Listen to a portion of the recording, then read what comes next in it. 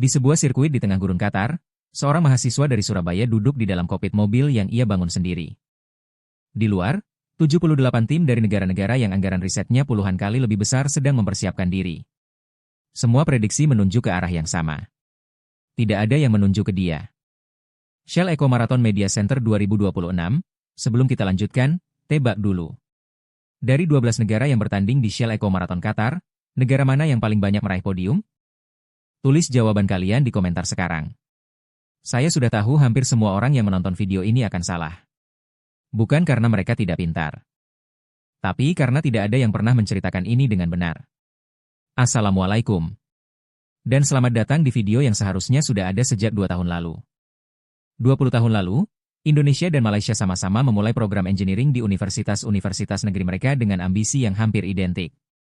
ADB Education Report, 2021, 2 dekade kemudian, Malaysia mengalokasikan 1,0% dari PDB-nya untuk riset dan pengembangan. Lowy Institute Asia Power Index, Thailand 1,2%. Korea Selatan, yang sering dijadikan tolok ukur Asia, 4,6%. Lowy Institute Asia Power Index, dan Indonesia, 0,28%.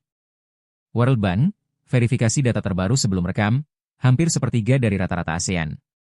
Dengan logika ekonomi yang lazim, cerita ini seharusnya sudah selesai sebelum dimulai.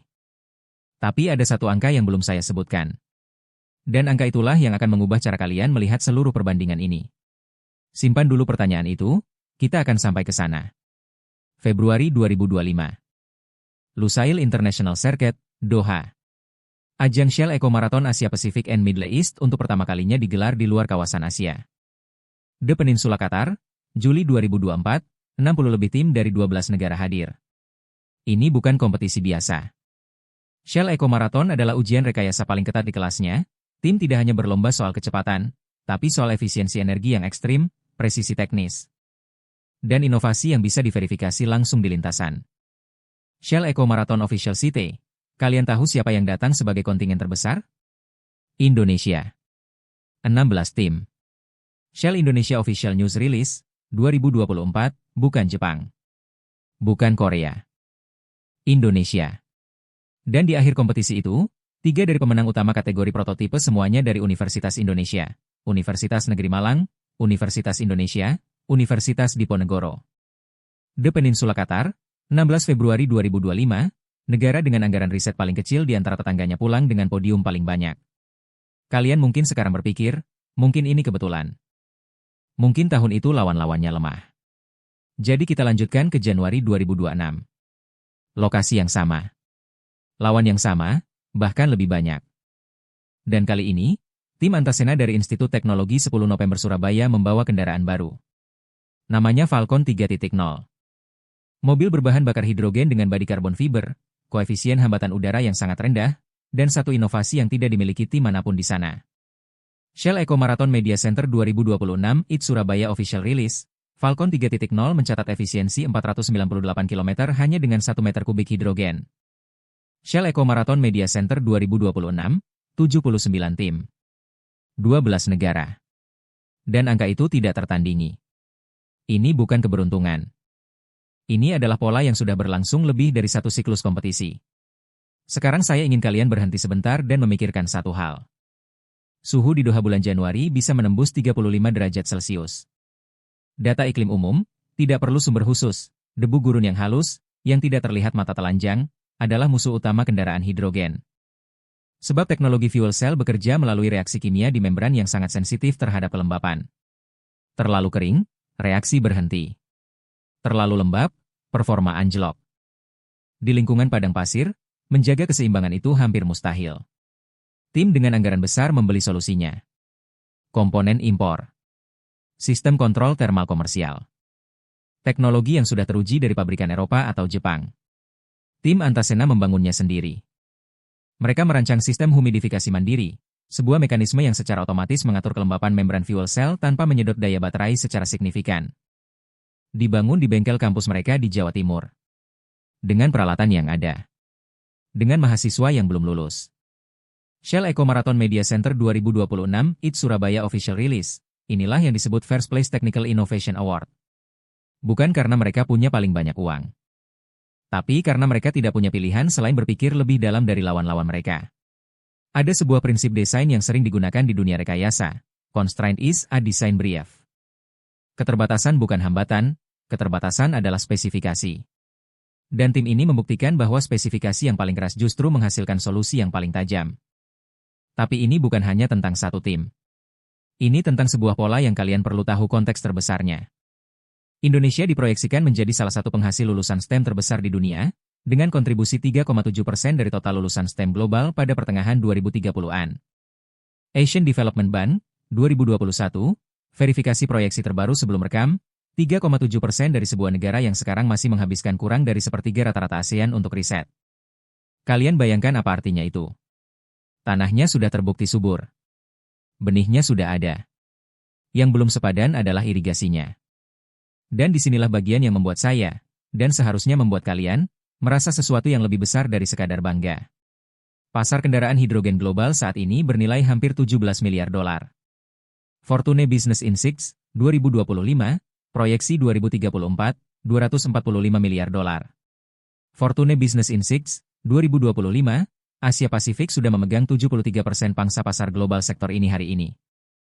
Fortune Business Insights 2025, dan Indonesia, negara yang duduk di atas potensi energi terbarukan sebesar 3.689 gigawatt dan baru menggunakan kurang dari 0,3%-nya, Science Direct Hydrogen Indonesia Research.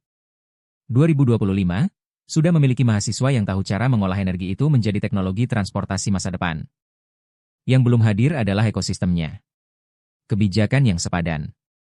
Investasi yang konsisten. Pengakuan yang tidak hanya datang 2 hari setelah menang lalu menghilang lagi. Jika kalian ingin tahu apakah cerita ini akan terus berlanjut atau berhenti di sini, bagikan video ini ke satu orang yang kalian pikir perlu mendengarnya. Bukan untuk channel ini. Tapi karena prestasi sebesar ini berhak didengar lebih dari yang sudah mendengarnya sekarang. Sekarang kita tutup semua loop yang kita buka tadi. Ingat pertanyaan di awal, negara mana yang paling banyak meraih podium di Shell Eco Marathon Qatar? Jawabannya Indonesia. Bukan negara dengan R&D spending terbesar. Bukan tuan rumah Qatar yang berlaga di depan penonton sendiri. Bukan Malaysia yang GDP per kapitanya 2,4 kali lebih besar. World Bank, 2024, Indonesia. Dengan 0,28% anggaran riset dari PDB. Dengan mahasiswa yang membangun sistem inovasinya di bengkel kampus. Dan ingat angka yang saya tahan tadi, angka yang saya bilang akan mengubah cara kalian melihat perbandingan ini. Angka itu bukan 498 km. Angka itu adalah 0,28. Karena angka itu yang membuat 498 km menjadi mustahil secara teori. Dan nyata secara fakta. Itulah inti dari seluruh video ini. Bukan bahwa Indonesia lebih kaya dari yang orang kira. Bukan bahwa sistem kita sempurna. Tapi bahwa ada sesuatu di dalam cara anak-anak muda ini berpikir, cara mereka menghadapi keterbatasan bukan sebagai alasan untuk menyerah tapi sebagai parameter untuk berinovasi, yang tidak bisa dibeli dengan anggaran sebesar apapun. Sekarang ada 3 hal yang kalian tahu yang kebanyakan orang tidak tahu. Pertama, Indonesia adalah kontingen terbesar di Shell Eco Marathon Qatar 2025, dan mendominasi podium prototipe dengan 3 universitas sekaligus. The Peninsula Qatar, 16 Februari 2025, bukan karena keberuntungan, karena pola yang sudah berulang. Kedua, inovasi terbesar dari tim Antasena di Qatar 2026 bukan pada bahan atau modalnya, tapi pada sistem yang mereka rancang sendiri karena tidak ada anggaran untuk membelinya. Keterbatasan yang menghasilkan First Place Technical Innovation Award. Shell Eco Marathon Media Center 2026. Ketiga, Indonesia sedang menuju posisi sebagai salah satu penghasil lulusan STEM terbesar di dunia, ADB. 2021, di tengah industri hidrogen global yang tumbuh menuju 245 miliar dolar pada 2034. Fortune Business Insights, 2025, 2 kurva itu akan bersilangan. Pertanyaannya hanya, apakah ekosistemnya akan siap ketika itu terjadi? Kalau kalian ingin tahu bagaimana kita bisa memastikan jawabannya ya, subscribe bukan karena habit, tapi karena konten seperti ini butuh audiens yang serius untuk terus ada. Tunjukkan di kolom komentar, tulis angka berapa persen anggaran riset Indonesia menurut kalian seharusnya, dan kenapa. Saya baca semua komentar di 24 jam pertama. Dan untuk tim Antasena, Rizky, Ahmad, Irfan, Siti, dan semua yang namanya ada di balik Falcon 3.0, Shell Eco Marathon Media Center 2026 IT Surabaya Official Release. Kalian tidak butuh validasi dari video ini. Tapi kalian layak mendapatkan penonton yang tahu persis seberapa besar yang kalian lakukan. Sampai jumpa di video berikutnya. Tetap kritis. Tetap bangga dengan cara yang berbasis fakta.